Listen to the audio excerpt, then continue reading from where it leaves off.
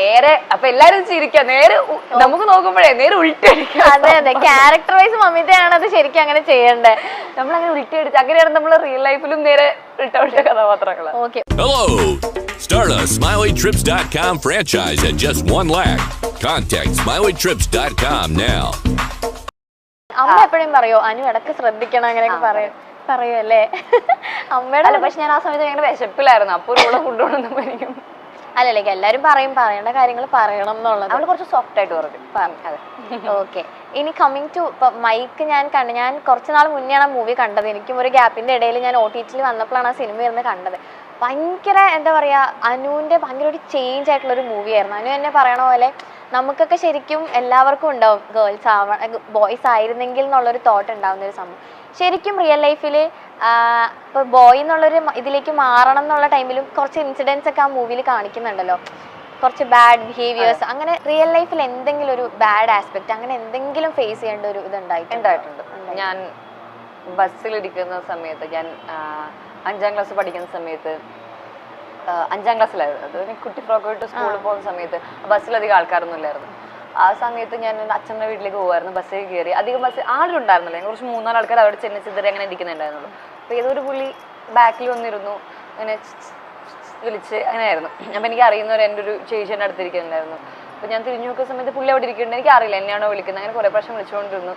ഞാൻ ലിറ്ററലി നോക്കുന്ന സമയത്ത് you was literally masturbating in front of me, ബാക്കിൽ നിന്ന്. അപ്പം എനിക്ക് അറിയില്ലായിരുന്നു ആ പുള്ളി എന്താ ചെയ്യുന്നത്. അല്ലെങ്കിൽ എനിക്ക് എൻ്റെ അമ്മ എനിക്ക് പറഞ്ഞിട്ടുണ്ട് ഗുഡ് ടച്ച് എന്താ ബാഡ് ടച്ച് എന്താണെന്നൊക്കെ എനിക്ക് പറഞ്ഞിട്ടുണ്ട്. ബട്ട് ഇങ്ങനെ ഒരാൾ ഇങ്ങനെയൊക്കെ ചെയ്തിട്ട് ആൾക്കാർ അതിലൊരു സൂം കണ്ടുപിടിക്കുന്നത് എനിക്ക് അറിയില്ല, അറിയില്ലായിരുന്നു. അപ്പം ഞാൻ അത് കണ്ട് ഞാൻ കുറച്ച് സമയം ഇങ്ങനെ നിന്നു. ഞാനിങ്ങനെ എൻ്റെ അപ്പുറത്തേക്ക് ചേച്ചിയോട് ഞാൻ പറഞ്ഞു ഇങ്ങനെ പറയുന്നുണ്ട്. അപ്പോൾ അതിൻ്റെ ചേച്ചി എഴുന്നേറ്റു. അപ്പോൾ തന്നെ പുള്ളി പോയി. അതെനിക്ക് ഭയങ്കര ഒരു, എനിക്കിപ്പോഴും അല്ലെങ്കിൽ ഭയങ്കര ഒരു ഇതായിരുന്നു. ഞാൻ 5ാം ക്ലാസ്സിലായിരുന്നു. അത് അങ്ങനെ ഒരു കുട്ടിയുടെ അടുത്ത് പോയിട്ട് അപ്പം ആ ഒരു ഒരു ഫാമിലി ഉണ്ടായിട്ടെങ്കിൽ ആ വീട്ടിലൊരു അവസ്ഥ, അല്ലെങ്കിൽ അവരുടെ ചുറ്റുപാടുള്ള പെൺകുട്ടികളുടെ അവസ്ഥ, അങ്ങനെ എത്ര പെൺകുട്ടികൾ അങ്ങനെ പോയിട്ടാകുമ്പോൾ എനിക്ക് ഭയങ്കര ഡിസ്റ്റർബിങ് ആയിട്ടുള്ളൊരു കാര്യമായിരുന്നു. അത് എനിക്കിപ്പോൾ അത് ആലോചിക്കുമ്പോഴും ആ വ്യക്തിയുടെ ചുറ്റുമുള്ള ആൾക്കാരെ പറ്റി ആലോചിക്കുമ്പോഴും ആ വ്യക്തിയെ പോലുള്ള ആൾക്കാരെ പറ്റി ആലോചിക്കുമ്പോഴും എനിക്ക് തോന്നുന്നു കുറേ പെണ്ണുങ്ങൾക്ക് ഇതുപോലെ ഈ ബസ്സിലൊക്കെ തന്നെ ഒരുപാട് എനിക്ക് വരെ ഉണ്ടായിട്ടുണ്ട് ബസ്സിൽ കയറിയിട്ടുള്ള ഓരോ ഇൻസിഡൻസ് ഒക്കെ. ഓക്കെ. ഇപ്പൊ വലുതായി കഴിഞ്ഞിട്ട് അതുപോലെ എന്തെങ്കിലും ഫേസ് ചെയ്യേണ്ടി വന്നിട്ടുണ്ടോ? വലുതായി കഴിഞ്ഞിട്ട് ഇല്ല. വലുതായി കഴിഞ്ഞാൽ ഞാൻ ഇപ്പൊ എനിക്ക് അങ്ങനെ ഉണ്ടായിട്ടില്ല. എനിക്ക് ഉണ്ടായി കിട്ടും നല്ല അതുണ്ടായി എന്താ പറയാ തിരിച്ചറിയാമല്ലോ, അതായത് എന്താണ് അവർ ചെയ്യുന്നത് മനസ്സിലാക്കാനുള്ള ഒരു ഇതുണ്ട്, പറയാനുള്ള ശേഷിയുണ്ട്. ഓക്കെ. ഇപ്പൊ അനുവിന്റെ റീസെന്റ് ഇപ്പൊ എവിടെ പോയാലും ജസ്റ്റ് ഒന്ന് പുറത്തേക്ക് ഇറങ്ങിയാൽ പോലും എനിക്ക് തോന്നുന്നു അനുവിന്റെ വീഡിയോസ് എല്ലാം സോഷ്യൽ മീഡിയയിൽ വൈറലായിക്കൊണ്ടിരിക്കുകയാണ്. അപ്പോൾ ഞാനിങ്ങനെ താഴെ വായിച്ച കുറച്ച് കമന്റ്സ് ആണ്, എനിക്ക് അങ്ങനെ തോന്നിയില്ല. പക്ഷെ ഞാൻ അനുവിന്റെ അടുത്ത് ഓപ്പൺ ആയിട്ട് ചോദിക്കുകയാണ്, എന്താ ഈ അനുവിന് ഒരു ഡ്രസ്സിങ്ങിൽ ഒരു കോൺഫിഡൻസ് ഇല്ല എന്നൊക്കെ പറഞ്ഞിട്ട് ഒരുപാട് പേര് കമന്റ് ചെയ്യുന്നു. ഞാൻ ശരിക്കും ചോദിക്കാം, അനുവിന് അങ്ങനെ ഉണ്ടായിരുന്നു? എനിക്ക് തോന്നുന്നു ആളുകൾ അങ്ങനെ ചിന്തിക്കുന്ന ക്യാമറ വരുമ്പോൾ അനു ഇങ്ങനെ നിൽക്കുന്നു, കാരണം അവർ കാണുന്ന ഒരു വിഷ്വൽ എന്ന് വെച്ചാൽ അവിടെ ഞാൻ ഇരിക്കുന്നു, ഒരു ക്യാമറ വെക്കുന്നു. പക്ഷെ അങ്ങനെയല്ല, അവിടെ ഇരിക്കുമ്പോൾ ഒരുപാട് ക്യാമറ ചുറ്റുമുണ്ട്. അപ്പൊ നമ്മൾക്ക് എന്ത് ചെയ്യണം, ഇങ്ങനെ ചെയ്യണോ അങ്ങനെ ചെയ്യണം, നമ്മളൊന്നും നമുക്ക് മനസ്സിലാവില്ല.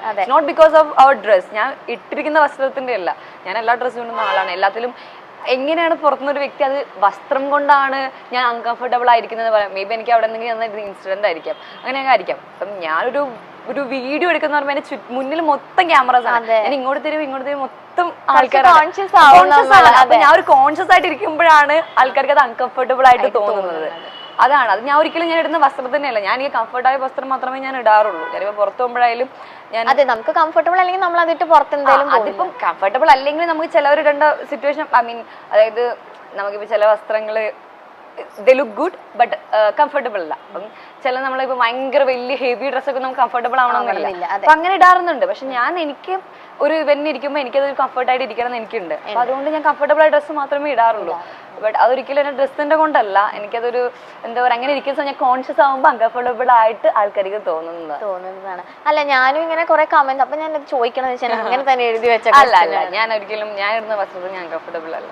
ഓക്കെ. ഞാനിപ്പോ പ്രണയവിലാസത്തിന്റെ തിയേറ്റർ വിസിറ്റിൽ ആറാട്ടനും വന്ന് സംസാരിക്കുന്ന ആളെ മനസ്സിലായിരുന്നു അവിടെ വെച്ച്. എന്താ വന്നിട്ട് ചോദിച്ച ആള്?